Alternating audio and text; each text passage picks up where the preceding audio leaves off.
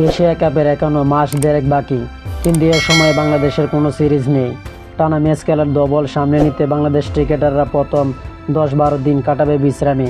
কিন্তু এশিয়া কাপের আগে এত লম্বা বিরতি কি টানা 2 সিরিজ জিতে পাওয়ার ছন্দ ধরে রাখার পথেও বাধা হবে?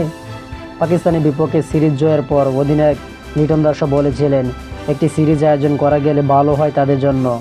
বিসিবি এখন ওই চেষ্টা করে বলে কাল জানিয়েছেন ক্রিকেট পরিচালনা বিভাগের চেয়ারম্যান নাজমুল আবেদিন।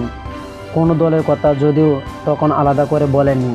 আজ মিরপুর সাংবাদিকের মুখোমুখি হয়ে সম্ভব 2টি দলের নাম বলেছেন নাজমুল। বড় কোনো দেশ এই মুহূর্তে পাওয়া যাবে না, কারণ তারা তাদের প্রোগ্রামে ব্যস্ত আছে।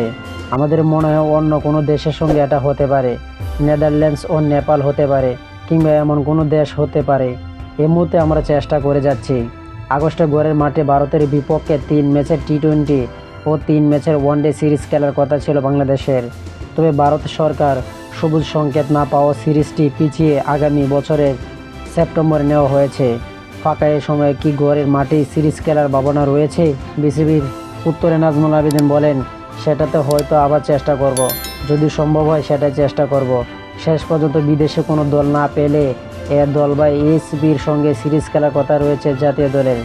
3 সপ্তাহের একটি প্রস্তুতি ক্যাম্পও করবে তারা। এশিয়া কাপের সূচি এখনও চূড়ান্ত হয়নি, তবে এসিজি চেয়ারম্যান মহসিন নাকভিন জানিয়েছেন 9 সেপ্টেম্বর থেকে 28 সেপ্টেম্বর পর্যন্ত সংযুক্ত আরব আমিরাতে এই টুর্নামেন্টে হবে। বাংলাদেশ সহ সেখানে 8টি দল অংশ নেবে। তো আশা করি যারা টি স্পোর্ট গ্যালারি চ্যানেলটি সাবস্ক্রাইব করেন না, সবাই টি স্পোর্ট গ্যালারি চ্যানেলটি সাবস্ক্রাইব করেন এবং ভিডিওটা ভালো লাগলে লাইক এন্ড শেয়ার কমেন্ট করবেন। সকলকে ধন্যবাদ।